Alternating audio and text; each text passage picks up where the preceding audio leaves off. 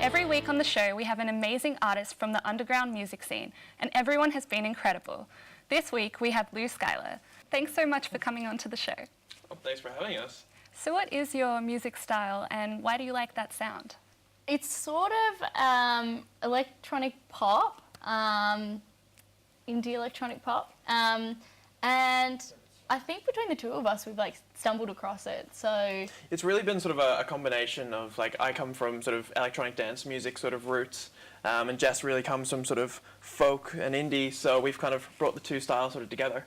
And as underground artists, do you have other commitments that you have to do?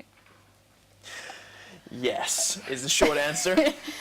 Yeah, running all the behind the scenes stuff of the music and creating LouSkylar, it's like running a whole mini business, having to do PR, social media, promotions, photo shoots, actually writing the music, then getting time to rehearse. It's there's so much that goes into it. And all while we're both Jess is working full time and I'm studying my master's, so it's trying to fit everything into a very short time span. That sounds difficult.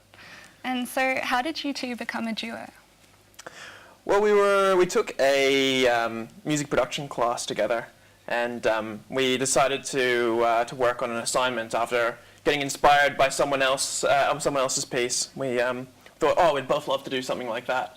And then the assignment worked out well, and we decided, let's just try and write a few more tracks together, and it just blossomed from there. Yeah. So what's it been like creating music in Melbourne? In Melbourne specifically, I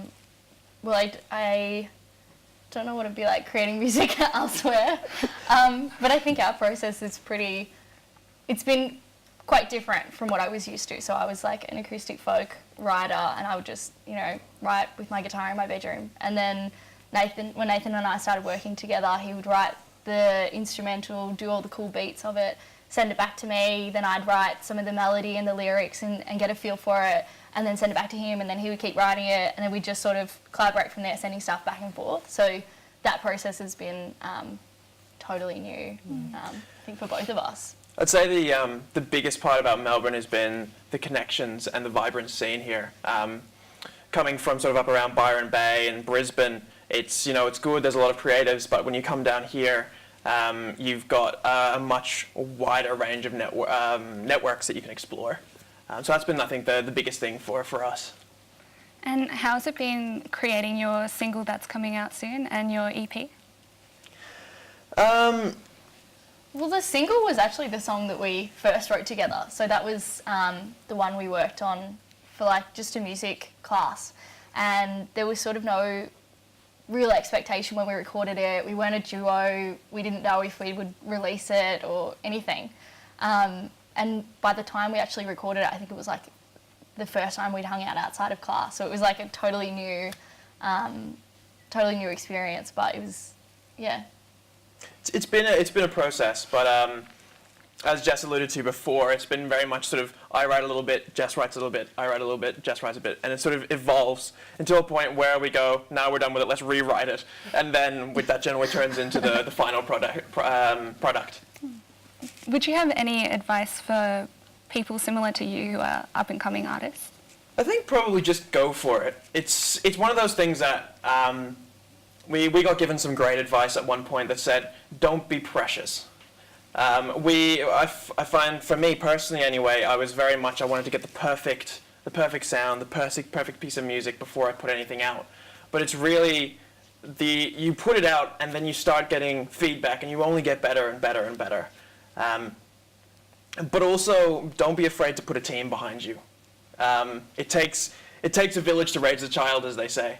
And for us, we've surrounded ourselves with some great graphic designers, and great mentors who have been able to give us advice here and there to get better. And just don't be afraid to ask for that advice from people within your network, because there's you'd be surprised at the people you would know and how you can leverage off that. And they might be doing something that's not necessarily specific to music, but you can apply what they know about marketing and work that into how you're going to market your brand and where you're going to go with that as a whole, rather than you know, just trying to think of, oh, I don't know any music connections, but just working with who you know to make the best outcome overall. And I think having that sense of humility and just being able to ask questions and not being afraid of saying, I don't know the answer, help me out here, I think that's been a really good thing for us and has really helped us on our music journey. And so you're performing a song for us today. Could you tell us a bit about it? Well, it's the first one we wrote. It's called Sin. It's our debut single. It started off with just a small little sample, I think something like 16 bars that I wrote, and then just sent to Jess. And Jess came up with the incredible lyrics we have today. Yeah, so when we were writing it, Nathan showed me this little thing. I remember we were standing like at a traffic light waiting for some trams, like waiting for a tram to come. And it was really random. He showed me, like, had put his headphones on, and I was like, holy shit, this is like amazing. I mean, this is amazing. And from there, he sent it to me, then I started writing. I wrote like in 2 different directions. I sent them both back to him. I was like, which one do you reckon? And he went with one of them, which ended up being Sin. And so I had like the verse and the chorus, and no, 2 verses. And then for the chorus, I just sort of had ad-libbed something. And I was like, oh, I'll add in some lyrics, like some different lyrics later, we'll work with it. But then we ended up actually really liking the chorus as is, and sort of the melody of it and how those sounds sort of work together. So we just ended up keeping that and then writing the bridge and all sort of flowing from there. But within 4 days from like when he showed me that initial like minute, I was back at his house laying down the vocals. Yeah, I think the bulk of it was all written within a period of like a week and a half, 2 weeks. It was crazy. And do you usually have a creative process when you're creating your music? So for like coming up with lyrics and this music stuff. Well, I've always got like on my phone anything that if like it's something someone says or I hear in a podcast or I read in a book or a poem or something, I'll just write it down.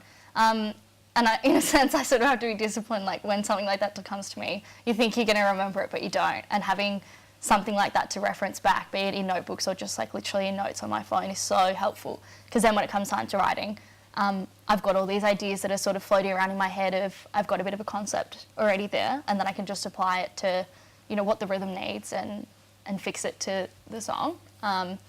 So that's sort of how the lyrics come together. But Yeah, I guess for instrumentally, I tend to write everything on piano or keys first, and then sort of put that in, write some drums over the top, and then I guess put in all the other superfluous stuff around it. And then we'll get Jess's vocals in, we'll record that, and then from there we'll just write in the extra parts, and that's usually it. Unless we decide to once again rewrite it which happens after that. Thank you so much for coming on today. Oh, thank you for having us. Thanks, Dad. Enjoyed this video? Make sure you follow our channel or check out our social media by following the links. Thanks guys.